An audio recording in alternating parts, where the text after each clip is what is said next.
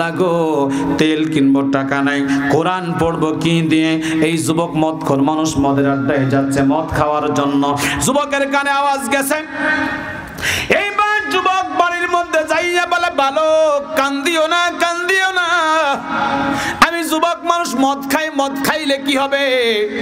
এই যে আমার কাছে টাকা আছে, মদ খাওয়ার জন্য যাচ্ছি, আমি মদ খাবো।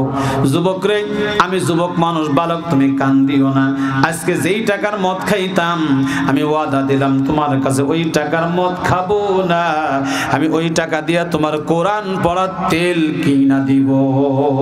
আল্লাহ পাক বলেন, মা আসাবাকা মিন হাসানাতিন ফামিনাল্লাহ। একবার জোরে বলুন সুবহানাল্লাহ। বান্দা যখন কোন ভালো কাজ করে, বান্দার ইচ্ছা বান্দা করে না, আল্লাহই করা তাই বান্দা করে।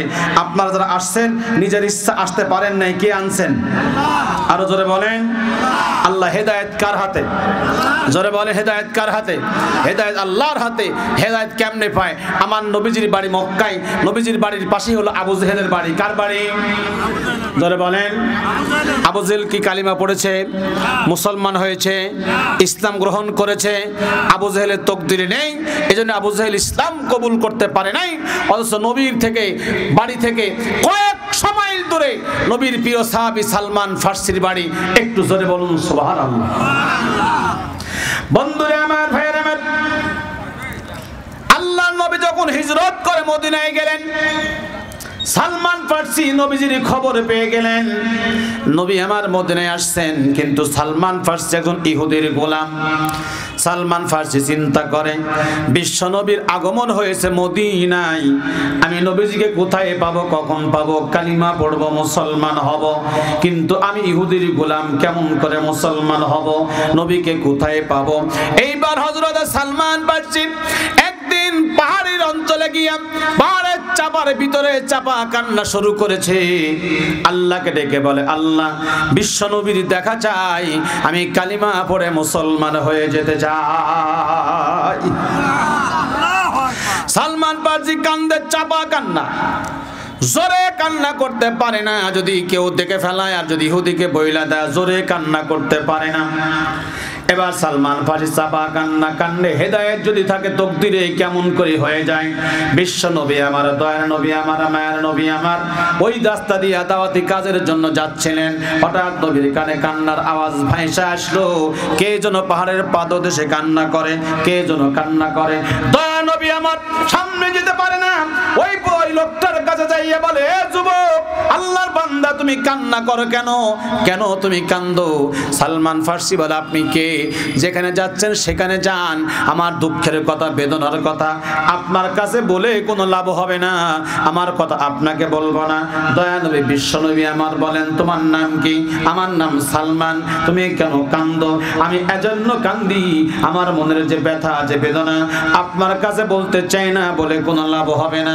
বিশ্ব নবী আমার বললেন, সালমান, তোমার মনের কথা আমারে বলতে পারো, লাভ হলেও তো হতে পারে। কি পারে না? সালমান বলে, না, আপনার কাছে বলে কোনো লাভ হবে না। দয়া নবীও ছাড়লো না। তুমি কান্দো কেন? আমি তোমার রাইকা চলে যাব না। সালমান ফার্সি দুই চোখের পানি দিয়া কান্দে আর বলে, আপনি কে? আপনার পরিচয় জানা দরকার। সালমান বলে, আপনার পরিচয় জানতে চাই। নবী বললেন, তুমি কেন কান্দো? আগে তোমার কান্না রহস্য বলো, তারপর আমি আমার পরিচয় তোমাকে দিব। সালমান ফার্সি বলে, আল্লাহর বান্দা, আপনাকে দেখলাম কিন্তু আমি কান্দি, আমি একজন ইহুদির গোলাম, কিন্তু খবর পেয়েছি মদিনায় বিশ্বনবী মুহাম্মদ রাসূলুল্লাহর আগমন হয়েছে। আমার মন কান্দে, আমার দিল কান্দে, কবে বিশ্বনবীর দেখা পাবো, নবীজির হাতে কালিমা পড়বো, মুসলমান হব, এই চিন্তা অস্থির হয়ে আছি আমি। আল্লাহ নবী কেঁদে ফেললেন। আল্লাহ নবী ডেকে বলে, সালমান, দুঃখ করিও না, কান্দিও না, তুমি যেই লোকের অপেক্ষায় আছো, বিশ্বনবী, আখেরি জামানার নবী, আমি হলাম মুহাম্মদ রাসূলুল্লাহ। সালমান নবীকে জড়ায় ধরে কান্না শুরু করলেন। সালমান বলে, ওগো নবী, আমি বড় সৌভাগ্যবান, আপনারা দেখা পাই না গেছি। আমি কালিমা পড়তে চাই, মুসলমান হতে চাই, কিন্তু নবী আমার আমি তো ইহুদির গোলাম, ইহুদির কাছ থেকে মুক্ত হতে চাই, আমি আপনার সাথে বাকি জীবন কাটাইতে চাই। নবীজি বললেন সালমান তুমি চলো, আমি তোমার মালিক ইহুদির কাছে যাব, তার কাছে তোমাকে আজাদ করার জন্য বলবো, মুক্তি করতে চাইব। আল্লাহ নবী আমার, দয়ার নবী আমার, বিশ্ব নবী আমার ইহুদির বাড়িতে চলে গেলেন সালমান ফার্সিকে সাথে করে। এবার ইহুদির বাড়িতে যাইয়ে বলে ইহুদি আমি আখিরে জামানার নবী মুহাম্মদ রাসূলুল্লাহ, সালমান আমার কাছে কালিমা পড়ে মুসলমান হয়েছে, আমি সালমানকে মুক্তি করতে চাই, তুমি সালমানকে মুক্ত করে দাও। ইহুদি বললেন মুহাম্মদ আমি সালমানকে এমনি মুক্ত করব না, ইহুদি অত্যন্ত চালাক মানুষ, আমরা মুসলমান যত বোকা ইহুদি আর হিন্দুরা কিন্তু অত বোকা না। এটা জানেন আপনারা? আমরা মুসলমান, আপনার প্রয়োজনে রাজশাহী পুটিয়া বাজারে গেছেন, হিন্দুর দোকানেও খরিদ করেন, মুসলমানের দোকানেও খরিদ করেন, খিদা লাগছে হিন্দুর দোকানেও খান, মুসলমানের দোকানেও খান, ঠিক না? ঠিক না বলেন? কিন্তু হিন্দু বাজারে গেছে 5 টাকা রিক্সা ভাড়া দেওয়ার জাতি ভাইয়ের দোকানে খাবে, আপনার মুসলমানের দোকানে কিন্তু তারা খাবে না। জানেন আপনারা? হ্যাঁ, ওরা খুব চালাক, কিন্তু ওরা বলে দাদা দাদা আমরা ভুলে যাই, ঠিক না? কথা কন জোরে কন, জোরে কন। বিগত 17 বছর স্বৈরাচার দাদাকে খুশি করার জন্য এদেশের অসংখ্য আলেমদের ফাঁসির কাস্টে ঝুলিয়েছে, কথা বলুন ঠিক কিনা? উদ্দেশ্য একটাই, দাদা বাবুকে খুশি করার জন্য। যেই দাদি গেছে অমনি দাদা বাংলাদেশে বন্যা দিয়ে দিছে, কথা কন না কে? কথা কন না কে? এখন আবার দাদি মাঝে মধ্যে করছে শর্ট করে ঢুকবো, শর্ট করে। কি করে ঢুকবে? শর্ট করে ঢুকার আভাস দিচ্ছে মাঝে মধ্যে। আমরা বলতেছি শর্ট করে ঢোকার কাজ নাই, আপনি যেখানে আছেন ওখানেই থাকেন, নিরাপদে আছেন, ঠিক সময় মতো আমরা আপনাকে ধরে নিয়ে আসবো ইনশাআল্লাহ। ওই যে আপনি আন্তর্জাতিক অপরাধ ট্রাইব্যুনালে ফাঁসি দিয়েছেন আমাদের নেতাদের, ঠিক আপনাকে ওই আন্তর্জাতিক অপরাধ ট্রাইব্যুনালে ফাঁসি দেওয়া হবে, কেউ আপনাকে বাঁচাইতে পারবে না। আর আপনি আসলে ওই দেশে মানুষ আপনাকে আর কোনোদিন ক্ষমতা দিবে দিবে? বুবু আইবা আইবা গো আইসা বুবু তুমি ক্ষমতা পাইবা না, বুবু আইবা আইবা গো আইসা বুবু তুমি ক্ষমতা পাইবা না। খোঁজ নাই বুবু কাদের কাকার, অবস্থা খারাপ বুবু দরবেশ বাবার, হাউন আঙ্কেল এখন সামনেও আসে না, ঠিক কিনা জোরে বলেন?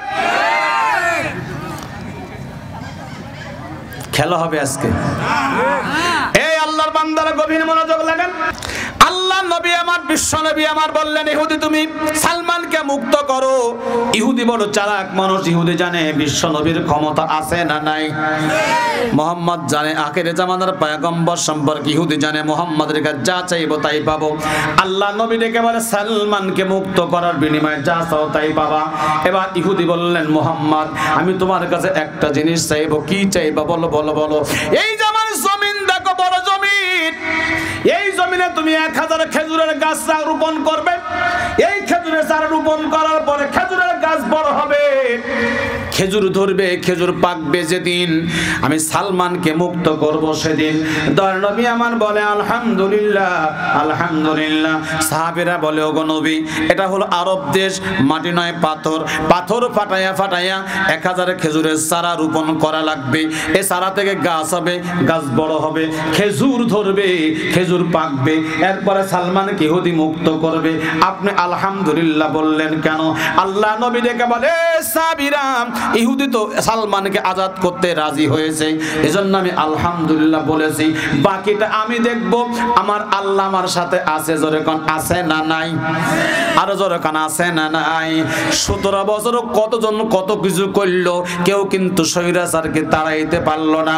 আমার ছাত্র বন্ধুরা একটা ছোট্ট ইস্যু নিয়ে চলে আসলো, কোটা পরিবর্তন করো, ঠিক না? কোটা পরিবর্তন করো। উনি ফট করে বলে ফেললো হয় মুক্তিযোদ্ধাকে দিব না রাজাকারের বাচ্চারে দিব। আল্লাহকে দেখ আমি কি পারি। আমাকারু আমাকারাল্লাহ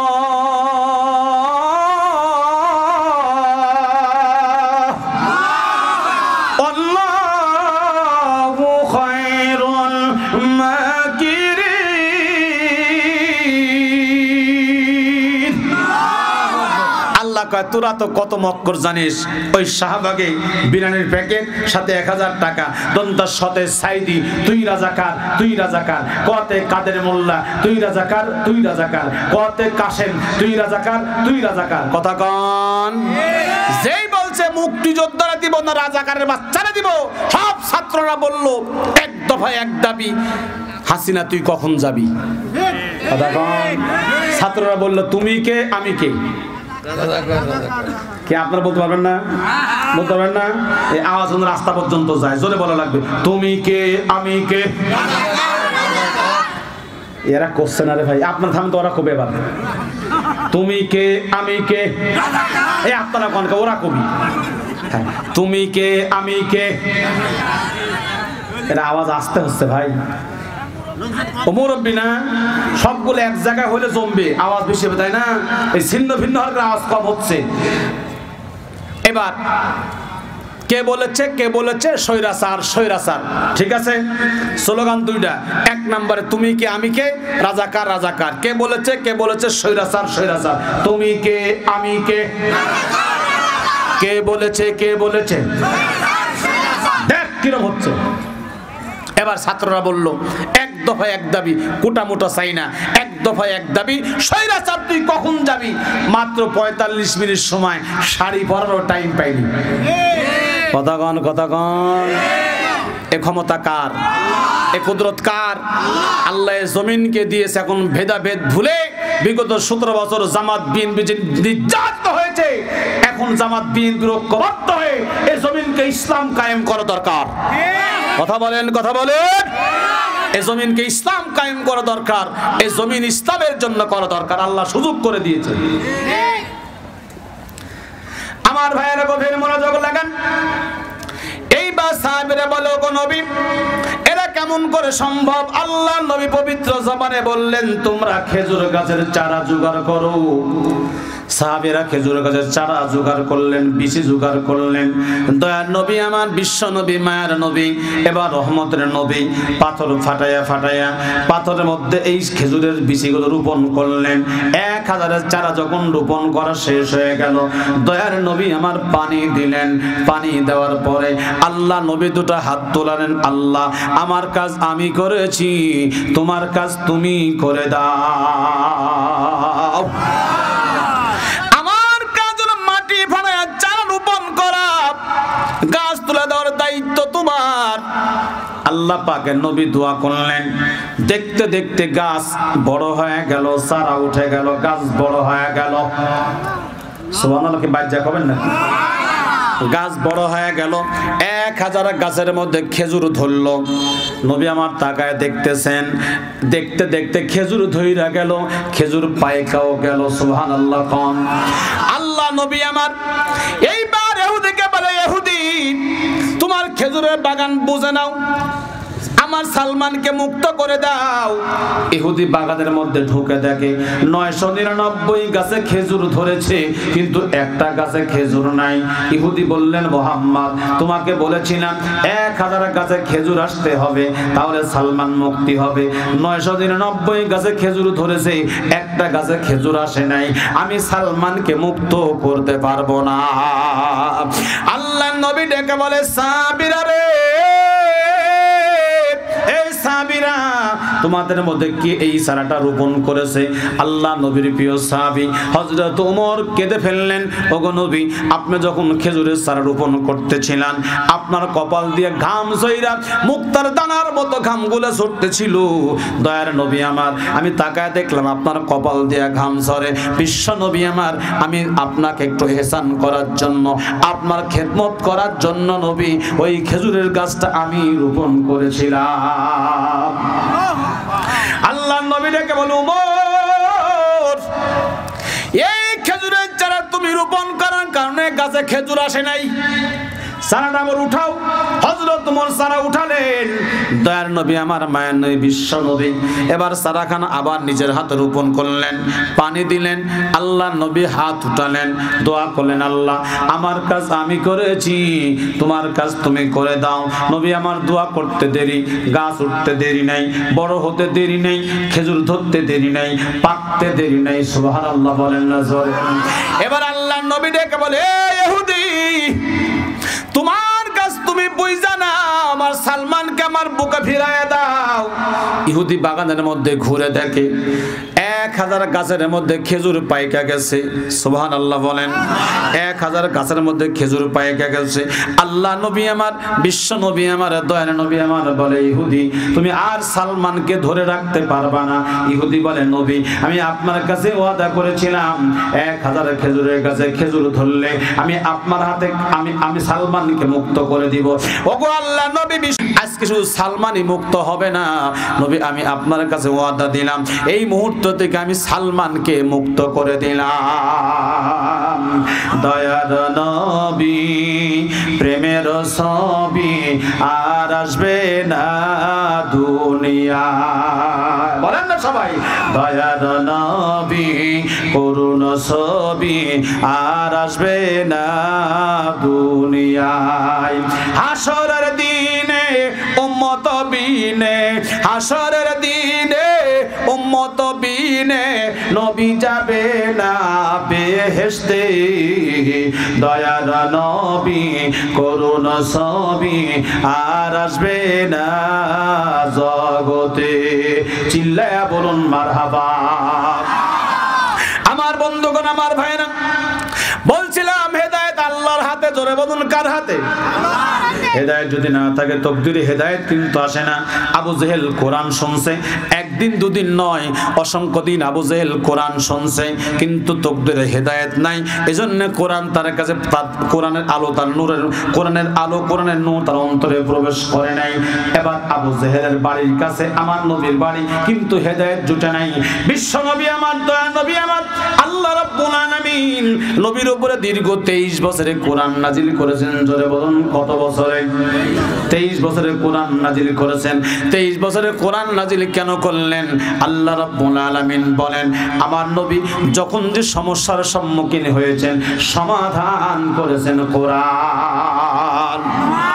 আল্লাহ রাব্বুল আলামিন বলেন, ওয়াস-সারিকু ওয়াস-সারিকাতু ফাকতাউ আইদিয়াহুমা জাযাআম বিমা কাসাবা নাকালাম মিনাল্লাহ।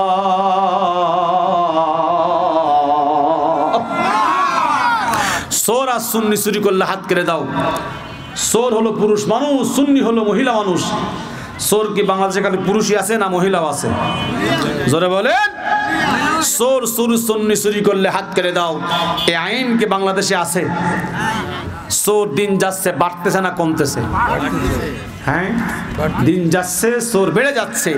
ভালো চোর মানে ছোট চোর জেলখানায় যা, বড় চোর হয় বার হয়ে আসছে। কথা বলেন। যদি একটা চোরের হাত কেটে দেওয়া হয়, তাহলে চোর সুন্নি চুরি করলে হাত কাটো যদি বিধান বাংলাদেশে প্রতিষ্ঠা হয়, একটা যদি ঢাকার পার্লামেন্টের সামনে একজন চোরের যদি চুরি করলে হাত কাটো যদি প্রত্যেকটা টেলিভিশন খবরে দেখায়, বলেন তার কেউ চুরি করবে? হ্যাঁ, ওরে বাপ রে বাপ, চুরি করলে তো হাত কাটা।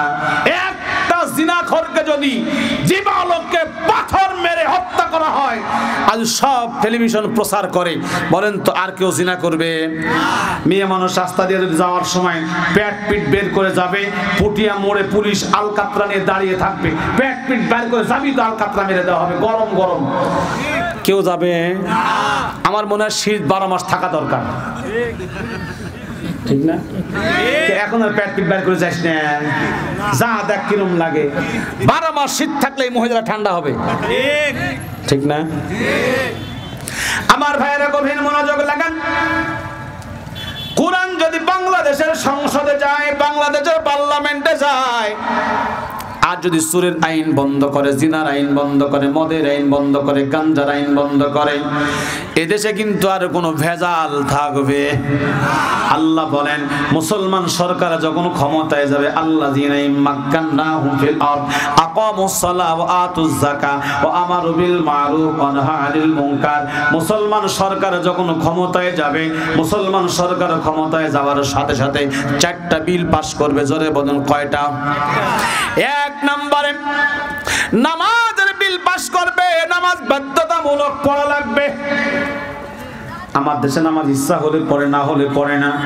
হুজুররা পা ধরে, ভাই দুটা পা ধরে নামাজ পড়েন কেন? পা ধরা লাগবে কে?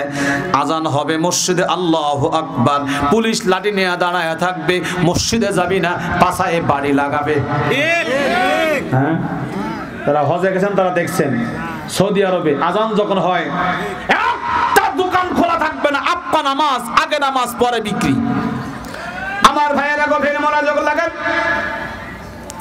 আল্লাহ নবী এবার বললেন,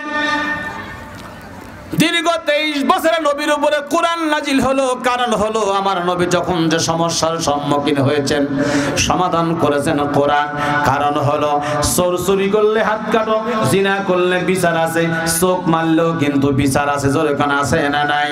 হীরা পর্বতে কোরআন নাজিল হচ্ছে, জিবরাইল নবীর কাছে ওহী নিয়ে আসলো। যেহেতু কোরআনের মাদ্রাসা, দুটি কথা না বললেও তো শান্তি পাবো না। আল্লাহ রাব্বুল আলামিন বলেন, ইন্না নাহনু নাযালনা যিকরা ওয়া ইন্না লাহু লাহাফিজুন।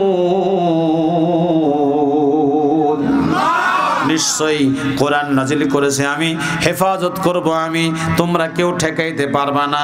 আজ পৃথিবীতে এ পর্যন্ত যত ধর্মগ্রন্থ আছে, গীতা বলেন, বাইবেল বলেন, রামায়ণ বলেন, দেব বলেন, সব ধর্মগ্রন্থ কম বেশি ভুলভ্রান্তি বিভ্রান্তিকর কথায় পরিণত হয়ে গেছে।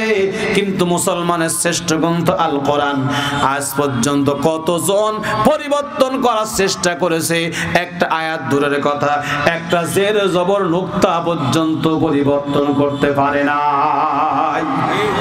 কি সামনে পারবে নাকি? কেন পারে নাই? নকুল কুমার বিশেষ হিন্দু মানুষ, দেখেন কত সুন্দর করে বলছে, যদি আগুন লেগে পুড়ে যা সব বইয়ের দোকান, তবু বিশ্ব থেকে হারাবে না পবিত্র কোরআন। যদি আগুন লেগে পুড়ে যা সব বইয়ের দোকান, তবু বিশ্ব থেকে হারাবে না পবিত্র কোরআন। কেন হারাবে না? বলে পৃথিবীতে লক্ষ লক্ষ কোরআনে হাফেজ আছে, তারা আবার এক জায়গা হয়ে নতুন কোরআন তৈরি করা সম্ভব। জোরে বলুন সুবহানাল্লাহ। আফসোস লাগে কোথায় জানেন?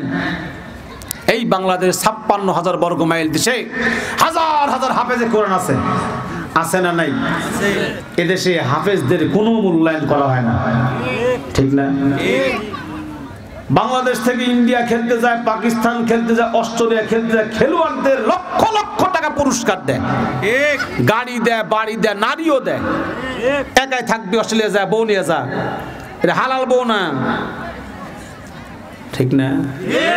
কিন্তু আমার সোনার ছেলেরা, আমার সোনার বাচ্চারা, মাদ্রাসা ছাত্ররা 30টা 32টা 35টা দেশকে হারিয়ে কোরআনের বিজয় ছিনিয়ে আনতেছে। তাদের জন্য বিগত 17 বছরে ঢাকার এয়ারপোর্টে একটা ফুলের মালা পর্যন্ত পুরস্কার দেয় না এই হারাম করে না।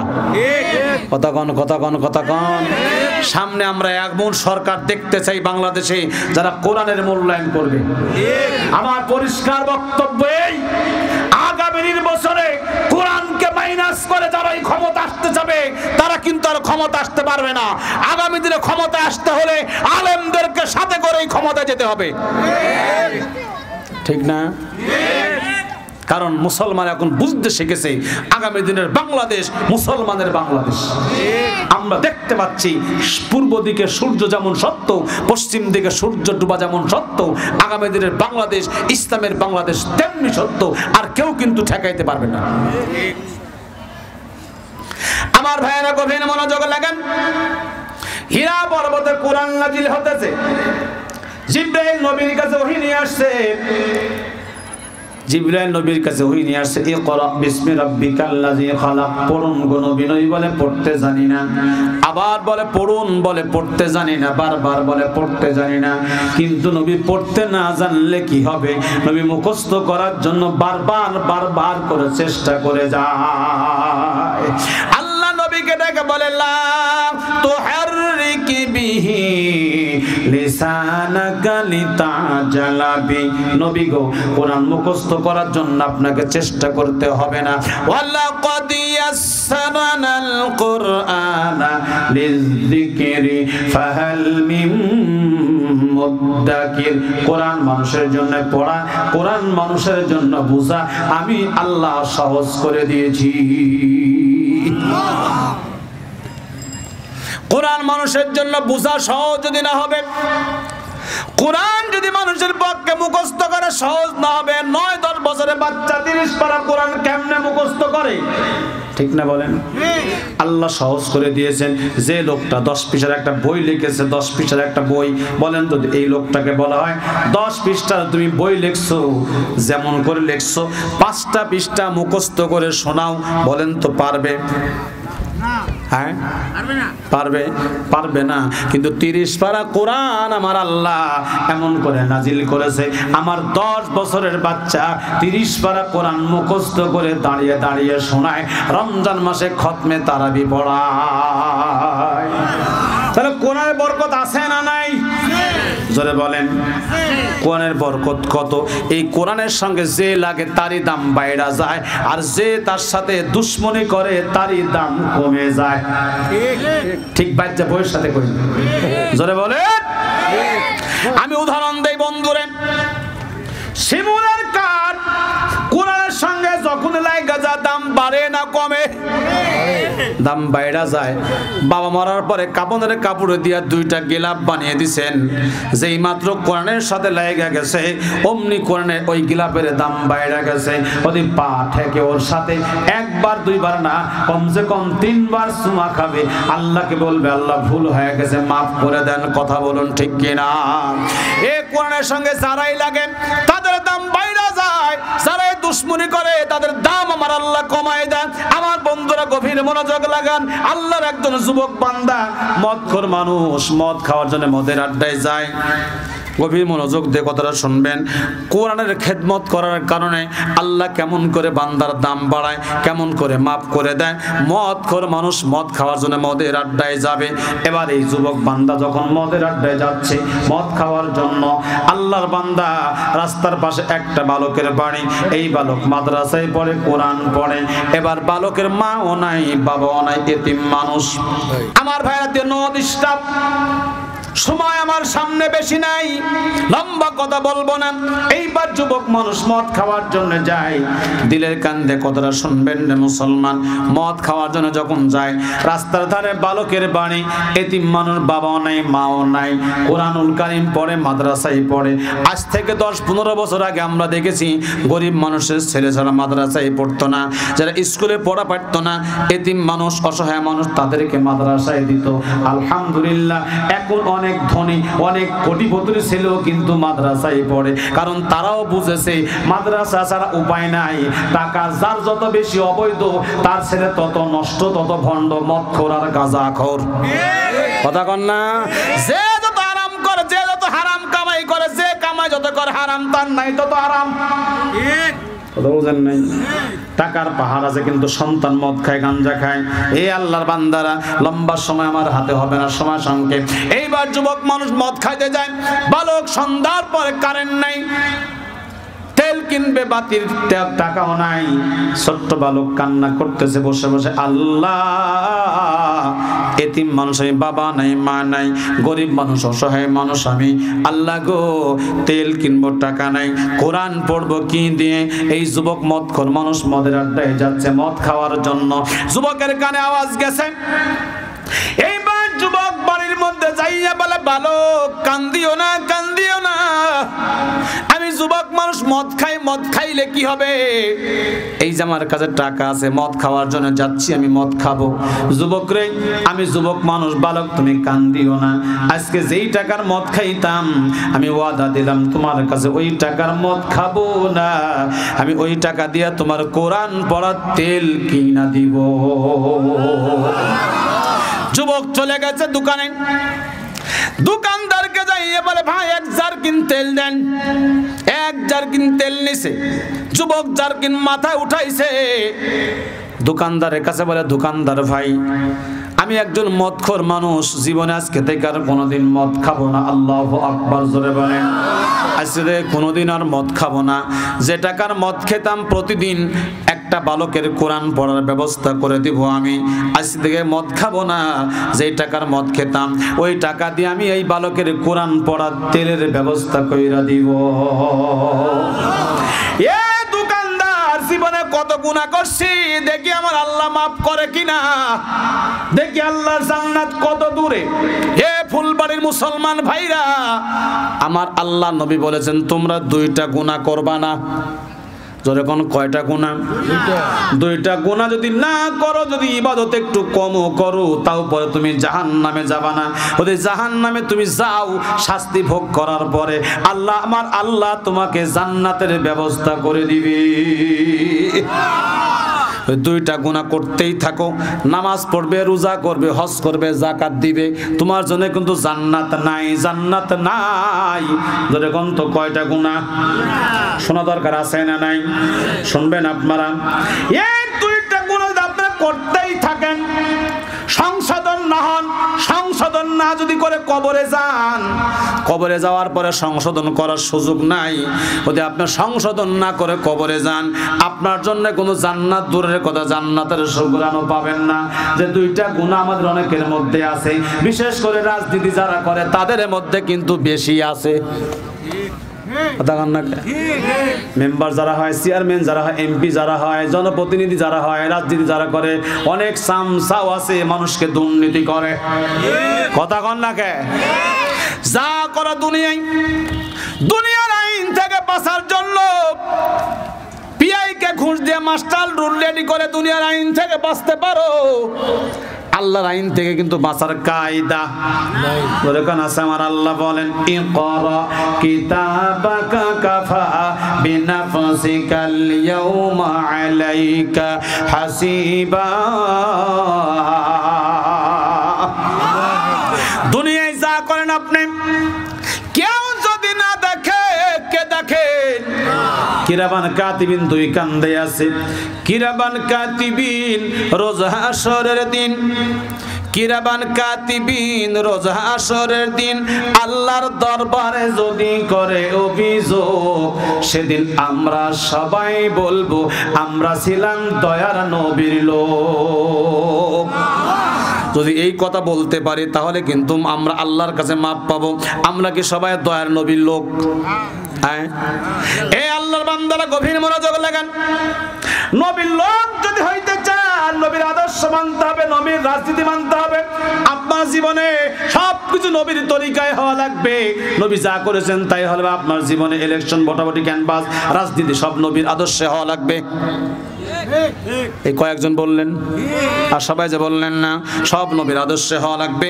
এইবার যুবক বলে দেখি আমার আল্লাহ মাফ করে কিনা, দেখি আল্লাহর জান্নাত কত দূরে। আমার আল্লাহ বলেন লা তাকানাতু মির রাহমাতিল্লাহ ইন্নাল্লাহা ইয়াগফিরুয যুনুবা জামিআ ইন্নাহু হুয়াল গফুরুর রহিম। বান্দা তুমি যত গুনাহ করো রহমত থেকে দূরে যাও না। জীবনে যত গুনাহ করছেন আল্লাহর কাছে দাঁড়ান, যায় নামাজ বিছান, 2 রাকাত নামাজ পড়েন, চোখের পানি ছাইড়া দেন, আল্লাহ ভুল করেছি, গুনাহ করেছি, অন্যায় করেছি, আর করব না। আল্লাহ বলে বান্দা যদি আমার দরবারে দাঁড়ায় তওবা করতে পারো, দুপুরে চোখ থেকে পানি বের করতে পারো, আমি আল্লাহ তোমার বর্তমান অতীত জীবনের সকল গুনাহগুলি আমি আল্লাহ মাফ করে দিব। কিন্তু এই 2টা গুনাহ ছাড়া, কয়টা গুনাহ? 2টা গুনাহ আল্লাহ পাক মাফ করবেন না। একটু পরে আমি 2টা গুনাহের কথা বলে দেই। যুবক দলের চারকিন মাথায় না বলে দেখি আমার আল্লাহ জান্নাত দেয় কিনা, আল্লাহ মাফ করে কিনা, জান্নাত কত দূরে। আজকে থেকে আর কোনোদিন মদ খাবো না। যুবক তাহলে জারকিন না ওই বালকের বাড়িতে গেছে, ছোট ভাই তুমি কান্দিও না, আজকে থেকে আমি তোমার কোরআন পড়ার দায়িত্ব কান্দে নিয়ে নিলাম। তেলে জারকিন দেয়া বাড়ি গেছে, মালাকুল মউত চলে আসছে। বলেন তাজরেল আছে না নাই? কখন মরবেন আপনি? জানেন না মরবেন কখন? এখন মরবেন। এখন কখন মরবেন? কথা বল না। এখন আপনার মৃত্যু কখন জানেন না, মানে তো এখন মৃত্যু কখন? ধরে কন সবাই যে বলছেন না মৃত্যু কখন জানা নাই, বিদায় এখন মৃত্যু আমার এখন হতে পারে, পারে কি পারে না? কখন যেহেতু জানা নাই কখন মরবে, সর্বসময় আমার মৃত্যু হবে এখন, এজন্য সর্বসময় প্রস্তুত থাকা দরকার। যুবক বাড়ি গেছে, মালাকুল মউত চলে আসে, রূহখানা নিয়ে গেছে। পরের দিন সকালবেলা জানাজার নামাজ পড়ার জন্য এলান হয়ে গেছে। গ্রামের লোকজন বলে মদখোর মানুষ জানাজার নামাজ পড়বো না, এলাকার কোন মানুষ জানাজার নামাজ পড়বে না, নর্দমায় ফাইলা দাও, জঙ্গলে ফাইলা দাও, ডাস্টবিনে ফাইলা দাও। সবাই তার লাশ ডাস্টবিনে ফাইলা দিছে। একদিন যায়, দুদিন যায়, 3 দিন যায়। আপনাদের ফুলবাড়ি এক মাদ্রাসার একজন বড় হুজুর আছে না নাই? যেরকম আছে না নাই? বড় হুজুরকে কে যেন স্বপ্নে দেখায়, এ আল্লাহর বান্দা, আশেকে রাসূল, রাসূলের মহব্বতের ব্যক্তি নর্দমায় পড়ে আছে, তার উঠাও, গোসল করো, জানাজার নামাজ পড়াও, কবর দাও। এবার হুজুর ছাত্রদেরকে সাথে করে নর্দমা থেকে লাশ উঠাইছে, গোসল করাইছে, জোহরের নামাজের পরে এলান দিছে, প্রিয় ভাইয়ের আমার, জোহরের নামাজের পরে জানাজা আছে, সবাই শরীক থাকবেন। এবার এলাকার লোকজন বলা বলি করতেছে, আজকে তো কেউ মারা যায় না এই ফুলবাড়ি গ্রামে, কার জানাজার নামাজ পড়বো আমরা, কার জানাজার নামাজ পড়বো? একজন নেতা যায়, কা হুজুর এরা কার লাশ দেখেন আমাদের। এবার কাফন খুলে দেখে আজ থেকে 3 দিন আগে যার লাশ আমরা নর্দমায় ফাইলা দিছি, তার নর্দমা থেকে উঠায়া গোসল করাইয়া জানাজার নামাজ পড়ানোর জন্য আল্লাহর বান্দা হাজিরি করেছে। হুজুর সাহস তো কম না আপনার, আমরা জানাজার নামাজ পড়ি নাই, আপনি লাশ আনছেন জানাজা পড়ার জন্য, এই সাহস আপনাকে দিছে। বেতন দিয়ে আমি, বেতন দিয়ে আমরা, খাওয়ার দিয়ে আপনার চাকরি করার ইচ্ছা কি আছে? আজকে থেকে আপনার চাকরি নট। কথা কন বেনামাজি সুদকর সভাপতি কয়া দিছে আর চাকরি চলে গেছে। কথা কন না কেন? কথা কন না কেন? অধিকাংশ মাদ্রাসা মসজিদের সভাপতি, সেক্রেটারি, টাকা যার যত বেশি, সুদের টাকা হোক আর হারাম টাকা হোক, গ্রামের সব লোকটা সলিমুল লাগবা না, ও টাকা আছে। কথা কন না কেন? হ্যাঁ, আর নেতা যখন বলে যে অতিথি আজকে আসে, দেখেন মাথায় টুপি, মুখে দাড়ি, নামাজ 5 ওয়াক্ত নিশ্চয়ই পড়ে, ঠিক না? আজকে আমাদের নাটোরে বাংলাদেশ জামাত ইসলাম নাটোর জেলা কর্মী সম্মেলন ছিল, জামাতের আমিরে জামাত ডক্টর শফিকুর রহমান নাটোর কেন্দ্রীয় মসজিদে জুমার নামাজের খুতবা দিয়া নামাজ পড়িয়েছেন। যেদিন আমাদের দেশে এরকম নেতা হবে, সেদিন দেশে মানুষ শান্তিতে ঘুমাতে পারবে, দরজা খুলে ঘুমাবে, কেউ তাকে ডাকবে না, কোনো চান্দাবাজি হবে না, হাট দখল হবে না, 31st নাইট পালন হবে না, 21শে ফেব্রুয়ারি পালন হবে না, বিজয় দিবস পালন হবে না। কথা কোন ঠিক কিনা? এই 31স্টের নামে বাংলাদেশে কোটি কোটি টাকা চান্দাবাজি হয়েছে, ঠিক না? কেন? যেদিন আপনারা এরকম নেতা বানাতে পারবেন যে আপনার উপজেলা চেয়ারম্যান পুটিয়া উপজেলা মসজিদে জুমার নামাজ পড়াতে পারবে, সেদিন আপনার এই কোন ইউনিয়ন, ভাল্লুকগাছ ইউনিয়নের চেয়ারম্যান সেদিন ভাল্লুকগাছের কেন্দ্রীয় মসজিদে আপনার নামাজ পড়াইতে পারবে, সেদিন আপনারা বুঝবেন ইসলাম কাকে বলে। হ্যাঁ, সৌদি আরবে আমরা দেখছি তো, আজান যখন হয়, ইমাম বরাবর, ইমাম যেখানে নামাজ পড়ায়, ইমামের কামরা থেকে 2টা লাল ফিতা পুলিশ নিয়ে যায়। পুলিশ আগে যাচ্ছে লাল ফিতা নিয়ে, কিছুক্ষণ পরে আরেক দল পুলিশ আগে গেল, ইমাম সাহেব মাঝখানে আর আরেক দল পুলিশ পিছনে। আর আমার দেশের পুলিশ ইমামদেরকে নিয়ে যায়, হাতে হ্যান্ডকাপ পরায়, মাজা দড়ি বেঁধে, ডান্ডা বেরি পরায়া। কথা কন না কেন? আর আমরা দেখতেছি যারা চুরি করলো, লুটতরাজ করলো, মানুষ মারলো, এই হারামখোরেরা যখন আদালত উঠতেছে পকেটে হাত দিয়ে যাচ্ছে, ক্যারিয়ারে ডান্ডা বেরি কো। কথা কন না কে? মনে হয় শ্বশুর বাড়ি যাচ্ছে শালারা। আমরা কি ভুলি নাই? ভুলি নাই। হ্যাঁ, জামাত বিএনপির অসংখ্য নেতাকে হত্যা করা হয়েছে, পা ভাঙ্গা হয়েছে, গুম করা হয়েছে, কথা বল না আপনারা।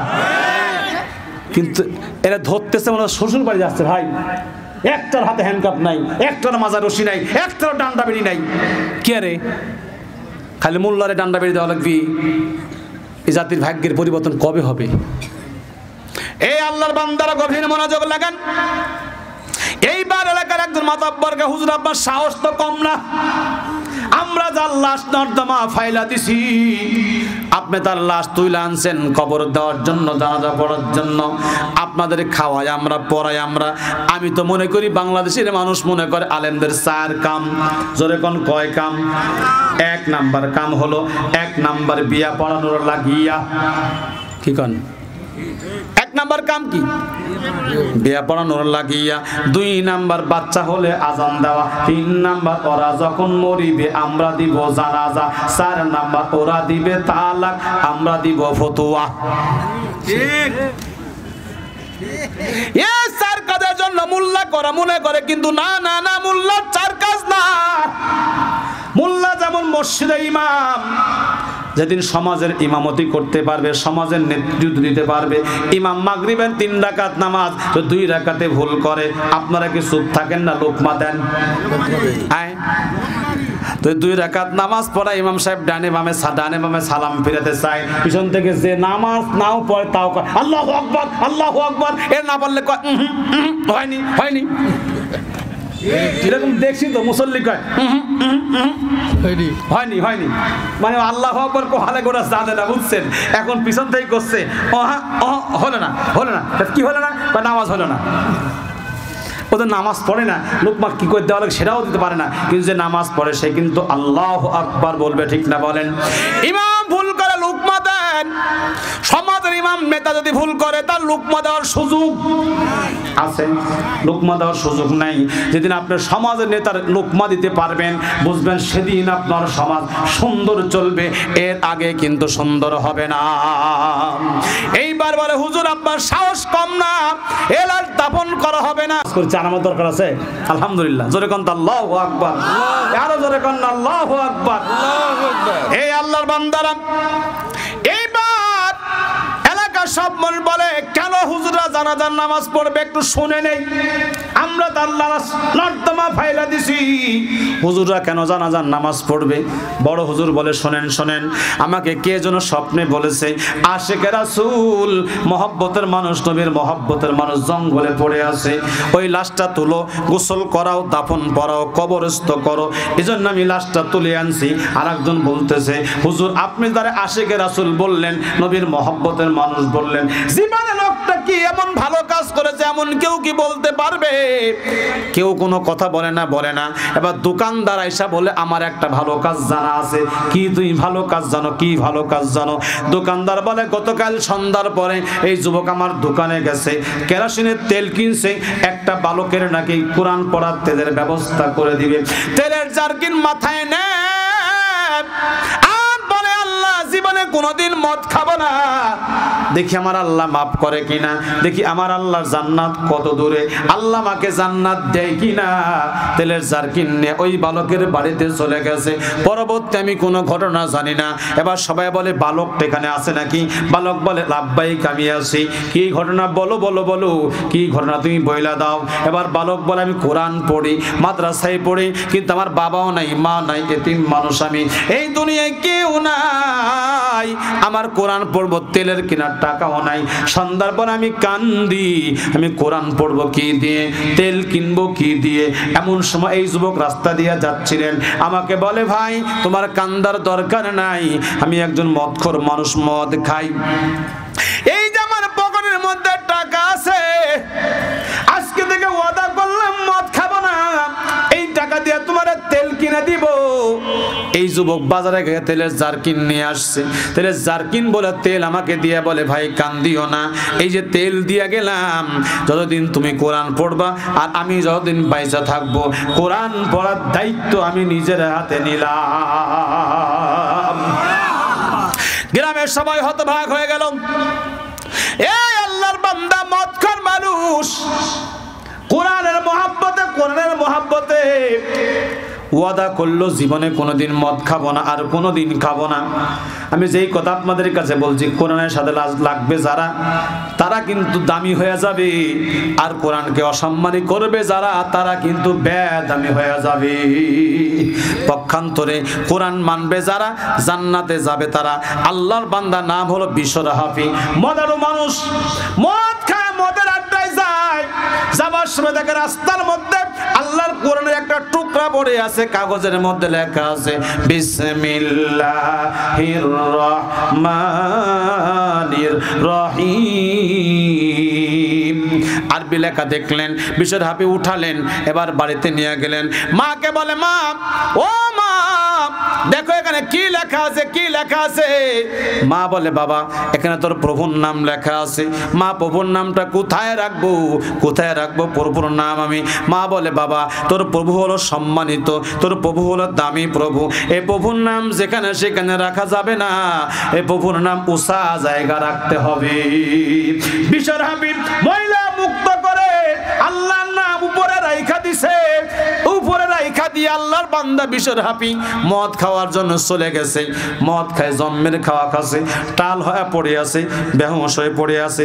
তৎকালীন জামানার সবচেয়ে মুহাক্কিক আল্লাহওয়ালা হাসানে বসরিকে আল্লাহ ডাক দিয়ে বলে, হাসান দেরি করবা না, দেরি করবা না, আমার একজন বান্দা মদখোর মানুষ, কিন্তু আমার কোরআনকে সম্মান করেছে, আমার কোরআনকে ময়লা মুক্ত করে উঁচু জায়গা করে দিয়েছে।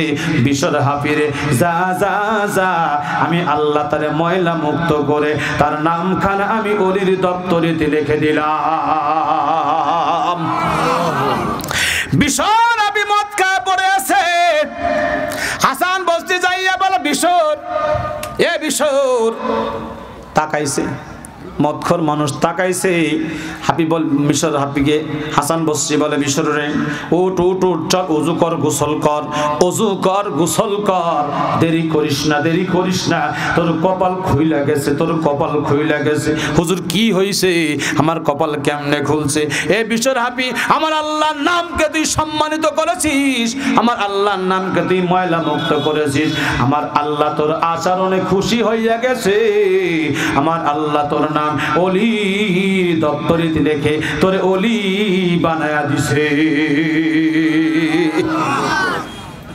মদখোর মানুষ কোরআনের সম্মান করার কারণে যদি আশিকে রাসূল হয়, যদি মদখোর মানুষ কোরআনের সম্মান করার কারণে মাপ পাওয়া যায়, যদি কোরআনকে সম্মান করার কারণে মদখোর মানুষ যদি আল্লাহর ওলি হয়, আমার মনে হয় এত নিকৃষ্ট মানুষ এখানে একজনও নাই। আছে? যেখানে আছে, হয়তো নামাজ পড়ে না একটু একটু, হয়তো গুনাহ করে একটু একটু, এগুলো অভ্যাস আমাদের অনেকেরই আছে, আছে না নাই?